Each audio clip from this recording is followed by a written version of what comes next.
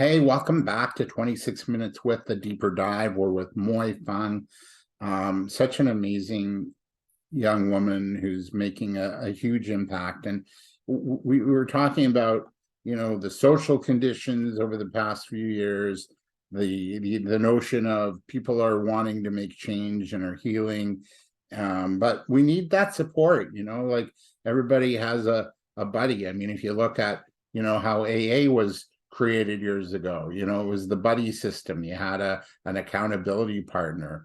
And Moy, I sense with your new initiative, where you launched a nonprofit group, nonprofit organization called Solid Rock Family Services, that's kind of what you're doing. Like you're somebody's buddy in social change and in helping people rise back up. Um, what prompted you to start a nonprofit in these times? uh and yeah, like what prompted it? What was it that was speaking to you to do this as well as the other work you do? Certainly. I think definitely everything coincides. Everything that I have been privileged to do in terms of the work with women, entrepreneurs, in terms of, the youth programs that I have run way back in the past, everything that I have done, um, it had really brought me to a place of understanding that while I thought, because I started off, you may not know this, or you may have known this, I started off writing, David. I was writing inspirational messages and greetings. Right, that was your That business. that was my business when I met you, actually. Yeah. And as I journeyed and I realized that the passion that while I love writing and I love inspiring people through my words, just as I've been inspired by words of others, as I journeyed, I realized that the passion that I thought I had for writing, David, it was really a passion that I had for people. I desperately wanted to see people healed through words, people encouraged and empowered through words, because words are truly powerful. So I realized not long after that it was really a passion that I had for people. Entrepreneurship. When I started with You Inspire Me Women, I was hosting women's networking events, women's showcases on an annual basis, giving them that platform where they could really network with other professionals, other entrepreneurs, get their businesses out there. So raising awareness around their brands and so forth. Um, and then also the education piece of having professionals come and speak to them. It's really because, yes, while I love entrepreneurship, I love being able to build something out of nothing. I love branding. I love the sales and marketing. I love all of that stuff. But then I realized also that the passion that I thought I had for entrepreneurship was really a passion that I had for people. I wanted to see those women thrive. There were so many women that I came across that had so much potential. And I know what that's like to be a single mother. Sometimes that's the situation, right? Many are single mothers. Many have financial constraints, and they really want to make something of themselves, but they just don't know how. So Hmm. that passion, entrepreneurship was that sort of vehicle that I used to help to empower them. But really, it wasn't so much entrepreneurship, it was the people that I was passionate about. So as I journeyed and as I, having as an individual who has very strong spirituality, believing that we're here to serve, it sort of just, everything just happened sort of organically, leading me to a place of, then start doing work for the men and understanding that there are deficiencies among men and that we really want our men and our families to thrive, because when the man is out of place, then the whole family suffers, right? And then with that being said, I think I'm going to give all credit to God. I think He just brought my life together and my entrepreneurial journey together in such a beautiful way that now I have Solid Rock Family Services and Child Welfare Agency. I was introduced to the child welfare sector not very long ago, and I understood and started to realize some of the many of the deficiencies and injustices that do exist within child welfare. And I wanted to be a solution to those most vulnerable populations.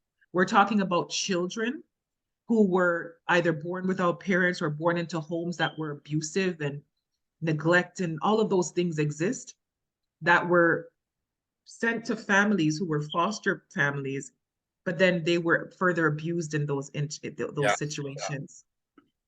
And I thought, well, where had I been? I was wondering, well, where was I all my life? Why had I not known, like, why had I not gotten into child welfare sooner? Because children, the most vulnerable of all, you know? So I think, God just allowed everything to kind of come together. I cared about the woman and the man, the Black individuals, the Black community. I cared about, the children.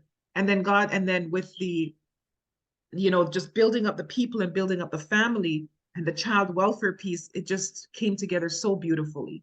So Solid Rock Family Services is a family service and child welfare agency that focuses on everything that the family needs in order to thrive, everything that the individual needs in order to thrive, not just independently, but also within the family unit. So we offer parent coaching, we offer child counseling, family counseling, financial literacy, which is often a big issue within the families, mental health support, emotional support.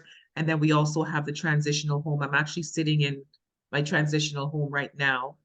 We just recently launched. We're out in Hamilton currently, and we house individuals who have transitioned out of government care. So these are individuals between the ages of 16, sometimes up to 25. They've transitioned out of government care and they were pretty much left on their own to figure things out. Wow. So this home allows them to sort of once it's a place to bring them healing and restoration. Many of them have gone through so much abuse, you know, and they're still suffering the consequences of the abuse that they faced and the neglect and all these different things that they face within the child welfare system. And now, before going out, well, they've now been sent to do things on their own. And we really want to prepare them as much as we can, provide them with that loving and nurturing environment that they need to thrive, providing them with financial literacy, how to budget, providing them with even opportunities for income generating opportunities, workshops, um, life skills development, whatever it might be, helping them to get back into school. Many of them, they have dropped out of high school, helping them to get back into school and pursue their academic goals. So this is such a thrill for me that while it's work, it really is so rewarding to do this thing. And I can't imagine myself doing anything else. When they've gone through such, challenging and difficult conditions, especially around abuse, I just I'm reading a book. I'm forgetting Dare to Be You, by Drew Cano. And he too went through a difficult, parents and abusive parents. And then his sister at 4 spoke up, went to the neighbors and said, "You got to help us. We're it's a wreck over there in our house." And I think that was the case, like, even for the adults that you work with growing up. I think our homes, there was sort of silence about the abuse. Now it's more out in the open. But what is so these young people who've gone through, and then so they went into foster care, in the fellow Drew Cano who wrote the book, who wrote the book Dare to Be You. Then they went into foster care, and that was no better until they finally found a family that was really loving and supportive. What do you see when a young person comes to you to come to the home? Where are they at? And then, yeah, I'm gonna just stop there. Where are Yes. they at? What do you see in them? Oh my Like, goodness. what's showing up? Yeah, there's so much uncertainty. There's so much fear and for sure uncertainty. Some of them are involved in the justice system. Again, some of them have dropped out of high school, having no hope. Oftentimes they're just merely trying to survive. Like when I meet them, they're at that place where before they met me, they were just trying to survive. They were just trying to, live. Like some of them had no homes to live in. They were staying with friends and so forth, and just they didn't know as we would say in Jamaica, their bed head from their bed foot. They didn't know which way they were going. They had no sense of direction, much less sense of purpose, because they were so busy just trying to make it from today till tomorrow. And based on that, I'm sure you understand that when someone is in survival mode, it creates other issues, Mhm. right? That's why people steal. That's why they might, go to, you know, other things that may not be, other unbecoming things in order to get money, right? So um, it's very sad when you see as they come in having no hope and no real vision, no purpose, no, none of that. But I think what's most fulfilling is seeing them come. And we're very new, by the way, but just seeing over, and we're only like just over almost 2 weeks old. But I've seen personally, we do have a couple residents that live on site right now. And I've personally seen a change. I've seen them smiling. I've seen them, register back to school. I've seen the excitement in the voice and just how they speak about school and their future. I see hope. I see a sense of hope, hopefulness is what I should say.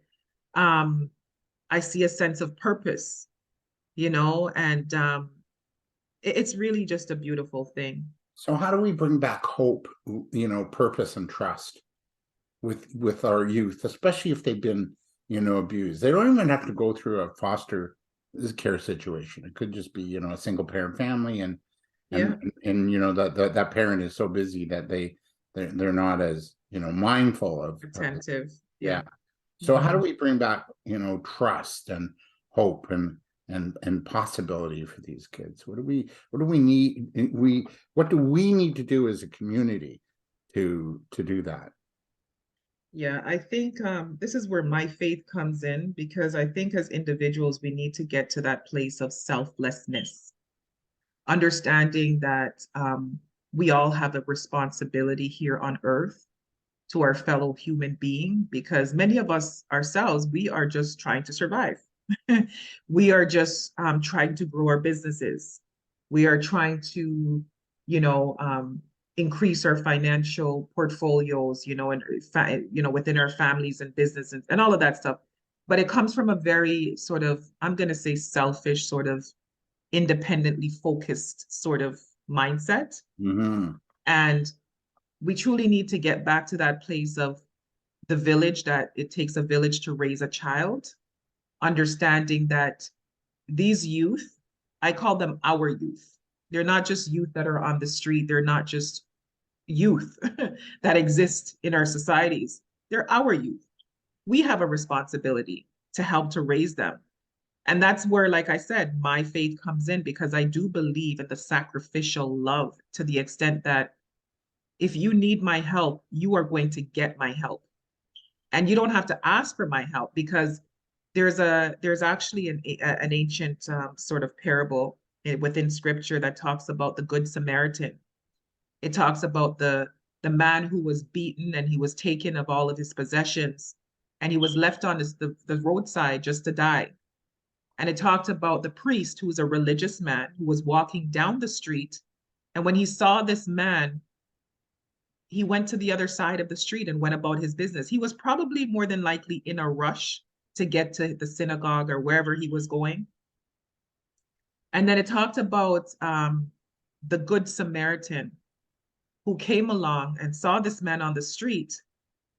And there's some other aspects of the story, because I believe that the Samaritan and the Jew, because the man that was on the roadside was a Jewish man, and they had conflict in those That's days. that's pretty well all there was back then, by the way. It Yeah. was before Christianity. Yes, they had conflict.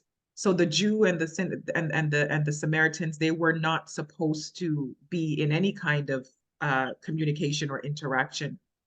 But this Samaritan man saw the Jew beaten on the roadside and left to die.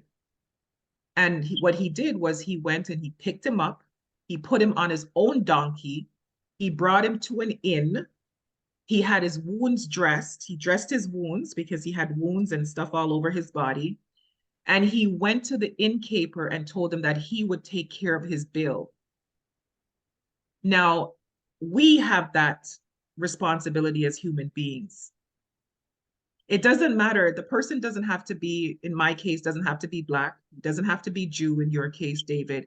He doesn't have to be anything that we're familiar with or what we think we identify with. As long as he's a human being, and if he's in need of help, we have a human responsibility to be that help. If not us, then who? Yeah. And if not when, then if not now, then when? Yeah. So I hope that answers your question. It does. It does. We have a tenet in the Jewish faith called Tikkun Olam, which is Hebrew for to mend the world, and it's up to us to leave the world a better place from the time we come in to the time we leave. And I really believe in that. And the Buddhists have a similar thing too. They, right livelihood, right? So yeah, I mean it's all in the scriptures, no matter what religion you are. Yes. Yeah, really important. So just to wrap up, what are your goals moving forward?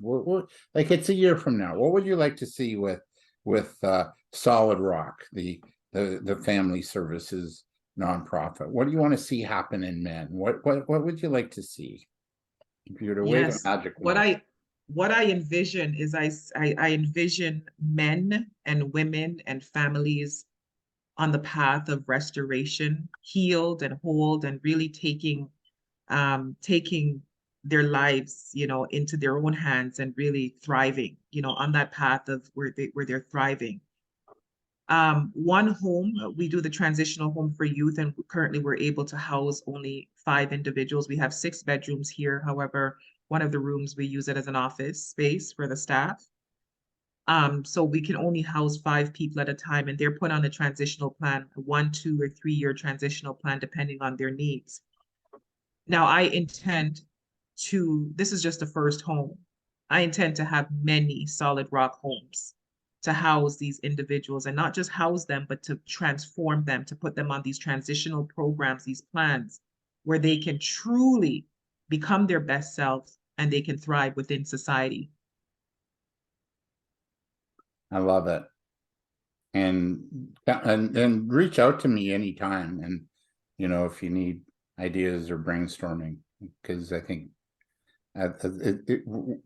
I can't announce it yet, but I'm moving in not a similar direction, but yeah, on it's a related.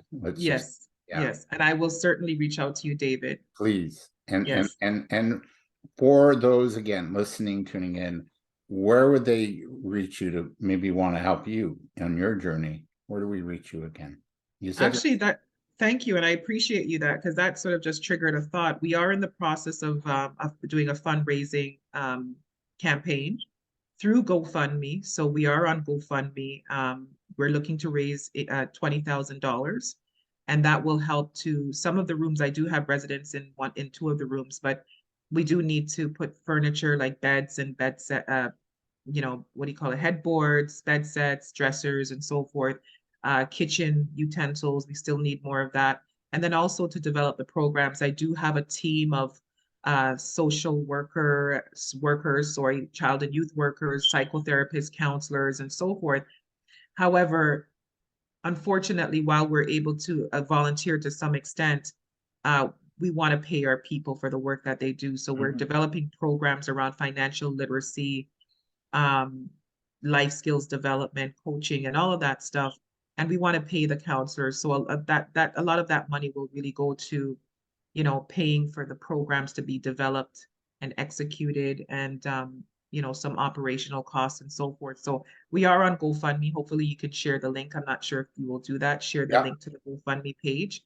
And then otherwise, I'm on most social media platforms just as Moy Fung. I'm the executive director at Solid Rock Family Services.